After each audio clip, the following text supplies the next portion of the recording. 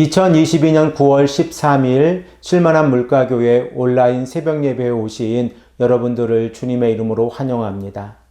오늘 우리들은 이사야서 14장 1절에서 2절 말씀을 근거해서 다시 선택해 주시는 이유는 하나님의 사랑 때문입니다 라는 제목을 가지고 함께 하나님의 말씀을 생각해 보길 원합니다. 하나님께서 바벨론을 심판하시는 날에 야곱의 족속들을 구원해 주신다고 하는 것은 전적으로 하나님께서 하나님의 백성들에게 베풀어 주시는 은혜입니다. 우리가 지속적으로 생각하고 있는 것처럼 여호와의 날이 하나님의 말씀에 순종하지 아니하고 악을 행하는 자들에게는 심판의 날이지만 남은 자들 곧 하나님의 말씀을 지키고 정의와 공의를 지키며 살아가는 자들에게는 구원의 날이라고 하는 사실을 우리는 알고 있습니다. 여호와의 날에 하나님께서 열방들을 심판하시는 모습을 우리가 생각해 보고 있는데 열방 중 가운데에서 가장 첫 번째 등장하는 이 바벨론 백성들의 죄는 교만입니다. 그래서 하나님께서 교만한 바벨론의 사람들을 어떻게 심판하시는지를 13장의 말씀을 통하여 생각을 해 보았습니다. 그리고 14장 4절에서 20절까지의 말씀을 보면 바벨론의 왕에 대한 심판의 내용이 기록되어져 있습니다. 그리고 이렇게 바벨론의 백성들에 대한 심판과 바벨론의 왕에 대한 심판 그 중간인 14장 1절에서 3절의 말씀에 야곱 족속들이 회복되어지는 모습이 기록이 되어져 있습니다. 우리들은 남유다와 북이스라엘의 백성들이 하나님의 정의와 공의를 지키지 아니하고 우상을 섬기며 살아갔던 삶을 알고 있습니다. 그들의 삶 가운데에서 말씀에 순종하는 삶이 사라지고 하나님을 배반하며 살아갔을 때에 하나님께서는 남유다와 북이스라엘의 백성들을 심판하시겠다라고 말씀을 하고 계신데 오늘 본문 말씀 14장 1절의 말씀을 보면 하나님께서 야곱의 족속들에게 긍휼을 베풀어 주시겠다라고 약속하고 계신 말씀이 기록되어져 있습니다. 우리 다 함께 이 말씀을 읽겠습니다. 여호와께서 야곱을 긍휼히 여기시며 이스라엘을 다시 택하여 그들의 땅에 두시리니 나그네 된 자가 야곱 족속과 연합하여 그들에게 예속될 것이며 본문 1절의 말씀을 보면 하나님께서 야곱 족속들에게 긍휼을 어떻게 베풀어 주실 것인가에 대한 구체적인 내용들이 기록이 되어져 있습니다. 긍휼을 베풀다라고 하는 동사의 주체가 하나님이라고 하는 사실을 우리가 알게 되어지면 긍휼을 받는 그 대상은 야곱의 족속이라고 하는 사실을 우리는 알게 되어집니다. 결과적으로 아버지가 자녀에게 사랑을 베풀어 주시는 것처럼 하나님께서 하나님의 백성들에게 사랑을 베풀어 주시겠다라고 말씀하고 있습니다. 열왕기하 13장 23절의 말씀을 보면 하나님께서 북이스라엘 여호아스 왕 시대에 아람 왕 하사엘이 북이스라엘을 공격했을 때에 하나님께서 북이스라엘에게 긍휼을 베풀어 주시는 모습이 기록되어져 있는데 이 긍휼의 근원이 무엇인가를 우리는 깨닫게 되어집니다. 우리 다 함께 이 말씀을 읽겠습니다. 여호와께서 아브라함과 이삭과 야곱과 더불어 세우신 언약 때문에 이스라엘에게 은혜를 베풀며 그들을 불쌍히 여기시며 돌보사 멸하시기를 즐겨하지 아니하시고 이때까지 자기 앞에서 쫓아내지 아니하셨더라. 열왕기하 13장 23절의 말씀을 보면 하나님께서 북이스라엘에게 긍휼을 베풀어 주신 이유는 언약 때문에 그렇습니다. 이 언약이라고 하는 것은 하나님과 하나님의 백성들이 맺은 약속인데 이 언약을 통하여 하나님께서는 하나님의 백성들에게 약속하시고 공급하시고 보호해 주시기를 약속해 주셨고 그리고 하나님의 백성들은 하나님께 순종하며 예배자의 삶을 살아가는 것이 그들의 본분입니다.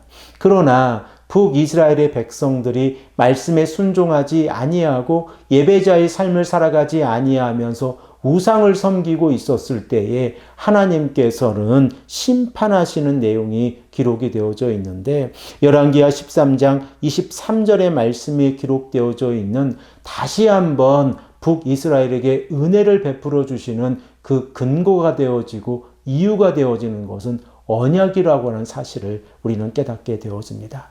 자, 그러면 본문 1절의 말씀에도 하나님께서 야곱의 족속들에게 긍휼을 베풀어 주신다라고 말씀을 하고 있는데, 그 긍휼의 근거가 언약이라고 하는 사실을 우리는 깨닫게 되어집니다.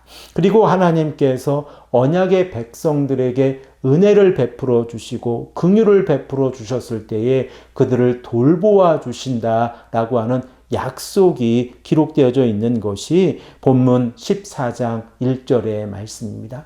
특별히 우리가 주목해야 하는 것은 하나님께서 긍휼을 베풀어 주셨을 때에 이 야곱의 족속을 다시 선택해 주셨다는 것입니다.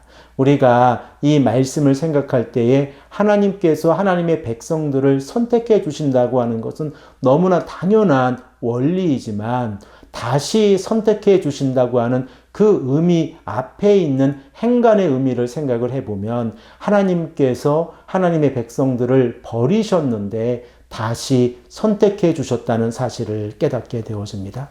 그리고 그 이유는 하나님의 사랑 때문에 그렇습니다. 하나님께서 하나님의 백성들을 끊임없이 사랑하고 계시고, 그 사랑으로 하나님의 백성들을 다시 선택해 주셨을 때에 이 야곱의 족속들은 나그네들도 함께 연합하여서 하나님의 사랑을 실천하라고 말씀하고 있는 것입니다. 신명기 10장 19절의 말씀에 너희는 나그네를 사랑하라. 전에 너희도 애굽 땅에서 나그네 되었음이니라 라고 말씀을 하고 있는데, 야곱의 족속들과 나그네들이 연합하여서 그들의 땅에서 함께 살아가는 모습은 하나님께서 원하시는 모습이고, 이러한 모습을 통하여 하나님의 사랑이 나그네들에게까지 전파되어지는 모습을 기록하고 있습니다. 그리고 본문 2절의 말씀을 보면 민족들의 상황이 달라지는 모습이 기록되어져 있습니다. 지금까지의 상황을 살펴보면 남유다와 북이스라엘은 강대국에 의해서 이제 억압받고 있는 상황 가운데 있었습니다. 이러한 상황 가운데에서 하나님께서 원하시는 삶은 인생을 의지하지 말고 여호와 하나님을 의지하라 라고 말씀하고 있었는데, 그들은 그러한 삶을 살아가지 못했습니다. 이러한 상황 가운데에서 하나님께서 14장 2절 말씀에 기록하고 있는 그 내용을 보면 아주 큰 반전이 일어나고 있다는 사실을 우리는 깨닫게 되어집니다. 자신들을 억압했던 그 강대국들이 이스라엘의 백성들의 종이 되어버리겠다라고 예언하고 있는 말씀입니다. 우리 다 함께 이 말씀을 읽겠습니다.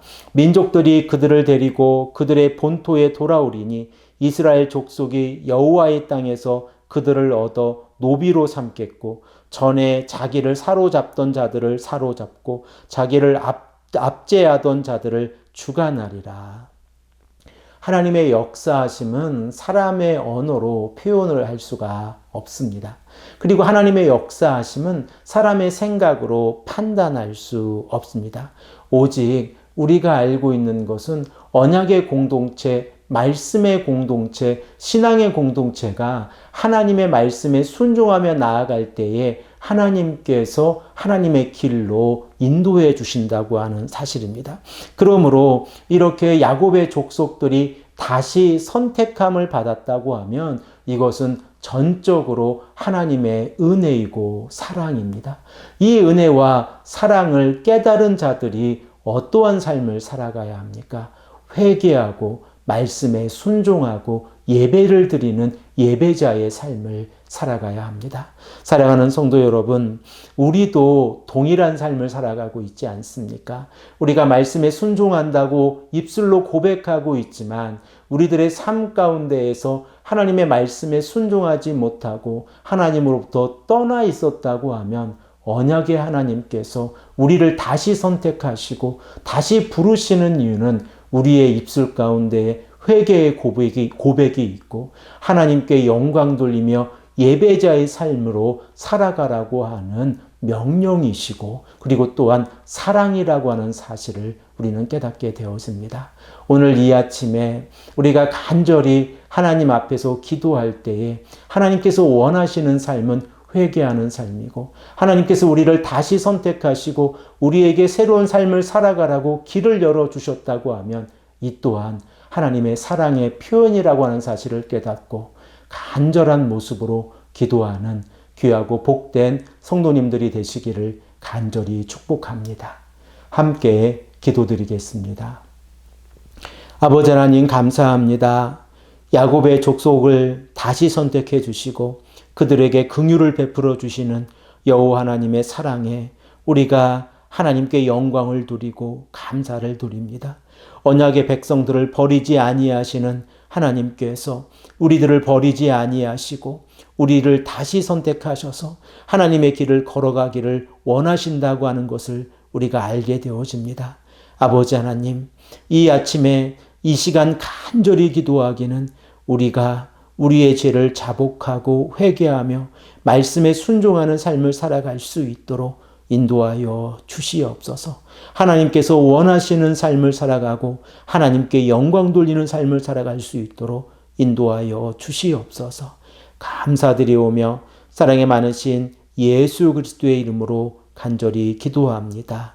아멘.